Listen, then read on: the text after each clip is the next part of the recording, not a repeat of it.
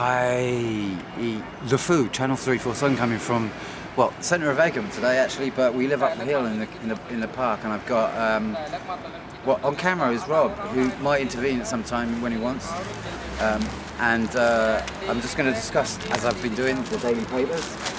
Just hang on a minute, because I've got something to say first about this guy. Just have a look at this guy. This guy's called George V, is it? And I just wanted to say, right, it says here that they had 9 days of negotiations. King John. John. King John. Okay, so they had 9 days of negotiations about the Charter for Democracy that came in 12. And I was thinking about 9 days? They negotiated for 9 days about the future of everything, basically. And I was thinking, 9 days, is that enough to discuss everything about the future of your country and where it's going and the agreements? It doesn't seem much to me. You could probably do a degree on studying how we're going to be in the future, but these guys came to a decision within 9 days. Not bad, eh? Between a bunch of barons and a king. They made a decision in 9 days between that many. It's not bad, like... Anyway, let's do the papers. That's just something. This is Egham. It's famous for the Magna Carta, which is 3 months away. Papers today, Daily Mail. This story, right, it's just like, it gets me, like, but it's one that's gone on and got worse and worse and worse. It's just how old people are treated in well, actually the headline, what is it? It's vulnerable pensioners, but it's vulnerable pensioners. Pensions have been vulnerable in our society for 20, 30 years in a big way. And the story doesn't get any better. The Daily Mail is famous for, like, let's kind of crumble our kind of inner psychology into kind of submission of the world that we live in the sense that they come up with a story about the treatment of our pensioners day in and day out. And does anything happen about pensions? Do their lives ever get better? No. Today we've got police lock up elderly care crisis. So the policemen are now apparently locking up people in prison. In care homes. And it's like, I don't know whether this story that the Daily Mail you have to look at as being guilty of, because I don't know how many policemen are locking elderly people up around the country, but this guy's got one, and they put it on the headline of the paper. I don't think it's quite as bad as they make out, but anyway, the Daily Mail. We all know the Daily Mail. It's kind of for your daily comfort of news ridiculousness that goes on in this country every day. There's a quick scan of the rest of the...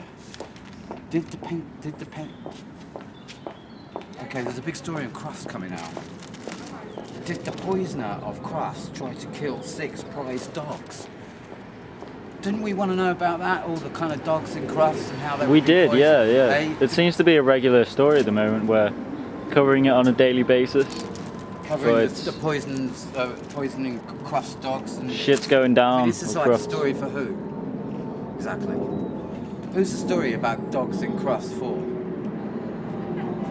I don't get it. There's dogs all over the country, and they have these gathering once a year in, like where the best looking dogs in the country gather, and they kind of parade themselves. It's like a beauty contest for dogs. So this is the place we want to talk about dogs, right? I don't know, man. I don't know who sells papers these days. Is it kind of people buying it, or is it the papers coming up with... Anyway, we've got a Surrey advertiser here. We're in Surrey. I've been here now for 2 years in Surrey. We've got the borough to raise council tax to meet the challenging future. Ha ha ha! As if austerity measures hadn't quite got us yet. We've got a few more things to pay off yet. Meanwhile, we're in a housing boom. Did you know that? It's like the money is coming off of banks like you wouldn't believe at the moment. If you walk into a bank these days, you get loan after loan after loan, help with advertising, but nothing on saving. And here we are, the council are kind of needing more money off you to help with the problems of looking after local people. And there's a lot of statute funds safe, but here's another important one. It's something to do with the Magna Carta, which is coming up, which is like we're gonna do more on, because we've got a 3-month thing away. The Magna Carta, which is an 800-year anniversary of the celebrations of democracy. Hey, democracy. We're going to discuss that in more detail, and this is going to be... just have a look at this, it's hideous. It's just got me. Book day is laugh for Mr. Tickle and Company. Maybe we should do a little visit here. The Oopa Loopa and Mr. Tickle were just two of the creative costumes seen in the schools across northern Surrey. There's a little picture of some freak. It's an amazing picture. That's the person I would see that. Yeah. Isn't that weird? I don't know. And I'm going to end today, because I'm not going to do too much more, there's another story from the Star about this kind of bunch of, was it grey, brown ginger rats? Oh, ginger rats. Ginger rats coming in from Scotland, invading this country. I don't know how many. We didn't get that far, but we didn't get the paper, so we can't Just tell you. beware. Beware of Watch ginger out. rats coming in from Scotland.